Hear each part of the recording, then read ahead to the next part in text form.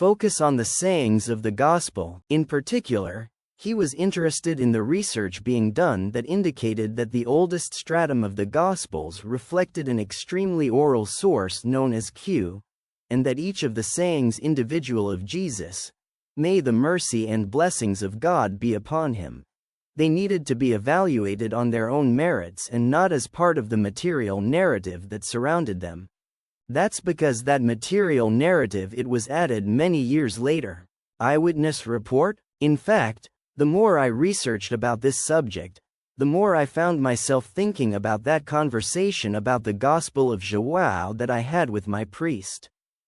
I realized that what he was unwilling or unable to tell me that the authors of John's Gospel was lying. It was clearly not an eyewitness account, although claimed to be. It was a strange situation. I certainly enjoyed the company of Christians in my life. Church, all committed and prayerful people. Being part of a community was important to me. Even so, he had deep doubts intellectuals about the supposed historicity of the gospel narratives. And the more importantly, it was increasingly getting messages that were different from the sayings of Jesus in the gospel than those received by my fellow Christians. Wrestling with the doctrine of the Trinity. The more I looked at these sayings, the more it was impossible for me to reconcile the notion of the Trinity with what seemed to be the most authentic to me in the Gospels.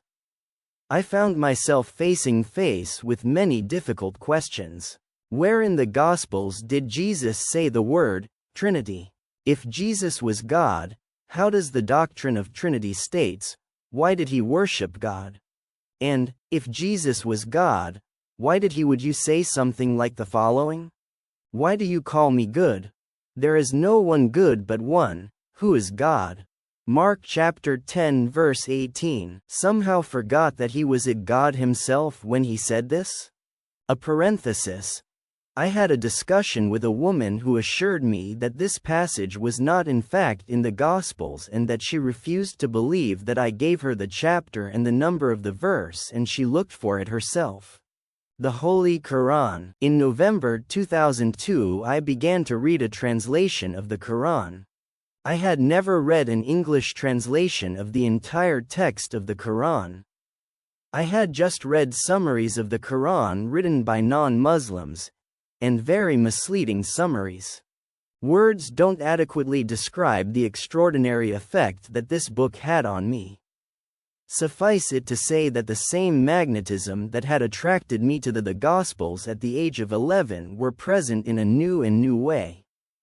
Profoundly imperative. This book was telling me, just as it could that Jesus was telling me about matters of fundamental concern.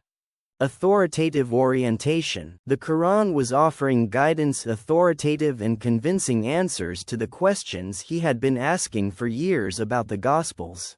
It is inadmissible that a man whom God has bestowed the book, wisdom and prophecy, say to humans, "Be my servants," instead of being God's. Again, what it says is, "Be servants of the Lord, since you are those who study and teach the book." Nor is it permissible for him to command you to take the angels and prophets as lords. Could he lead you to unbelief, after you become Muslims? Quran 3-79-80. The Quran drew me to its message because it confirmed in a very powerful way the sayings of Jesus, who in my heart I felt that they had to be authentic. Something had been changed in the Gospels, and that something, I knew in my heart, had been left intact in the text of the Quran. Surprising parallels. Below you will find some examples of the parallels that made my heart inclined to the worship of God. Each verse of the Gospel comes from the known reconstructed text as Q, a text that scholars today believe represents the stratum oldest survivor of the teachings of the Messiah. Notice how this material it is close to the Quranic message. Q agrees with the Quran on Tawheed, monotheism. In Q Jesus endorses, in a way unequivocal, a rigorous monotheism. Get behind me, Satan. Because it is written, "You shall worship the Lord your God, and him only shall you serve." Luke chapter 4 verse 8. Compare, have I not commanded you, O sons of Adam, that you should not worship Satan, for he is your enemy avowed? And thank me, for this is the path straight? Quran 36-66 1. Q agrees with the Quran on Aqaba, the arduous path. Q identifies a right path that with frequency is difficult, a path that unbelievers will choose not to follow. Enter through the narrow gate, for wide is the gate and broad is the way that leads to destruction, and there are many who enter through it. How it is narrow the gate, and narrow the way that leads to life. There are few who find. Matthew chapter 7 verses 13-14. Compare, earthly life was brightened by the unbelievers and, therefore, mock believers.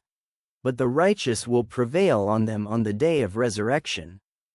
Quran 2-212. And what will make you understand what does it mean to overcome vicissitudes? It is to free a captive, or feeding, in a day of deprivation, an orphaned relative or a person needed. It is, moreover, to be counted among the believers, who recommend one another perseverance and entrust themselves to mercy. Quran 90:12-17. Q agrees with the Quran on taqwa, fear of God. Q warns us to fear only the judgment of God. I say to you, my friends, no, be afraid of those who kill the body and then can do nothing else. But I will show you whom you must fear. Fear him who, after killing the body, has power to cast into hell. Yes, I tell you, this you must temor. Luke chapter 12 verses 4-5. Compare, to him belongs all that is in the heavens and in the earth. To him alone we owe abiding obedience. Would you fear anyone but Allah? Quran 16:52. Q agrees with the Quran about the traps of the dunya, earthly life. In Q, Jesus clearly warns the humanity that earthly advantages and pleasures should not be the object of our lives. But woe to you rich people, for you have your consolation. Woe to you who are filled, for you will be hungry. Woe to you who now laugh, for you will mourn and weep. Luke chapter 6 verse 24. Compare, covetousness will entertain you, until you go down to the graves. Which? You will soon know. Again, which one? You will soon know. Which? If you knew the right science. Truly, then, you would see the bonfire of the hell. Soon you will see it clearly. Then you will be questioned on that day concerning worldly pleasures. Quran 102-1-8. Q warns mankind not to consider guaranteed entry to paradise. Consider, too, the words that should make every humble heart, block all forms of arrogance in spiritual matters and calm all attacks against a monotheist. I also say to you that many will come from the east and from the west, and they shall recline at the table of Abraham, Isaac, and Jacob, at the kingdom of heaven. But the children of the kingdom will be cast into darkness exterior. There will be weeping and gnashing of teeth. Matthew, Luke chapter 8 verses 11-12. Obviously, this is a teaching important for all people of good will to keep in mind, and record in the memory. That doesn't say anything about crucifixion or sacrifice. You've seen how verses, historically the oldest verses, the Q verses, have parallels with the main teachings of the Quran.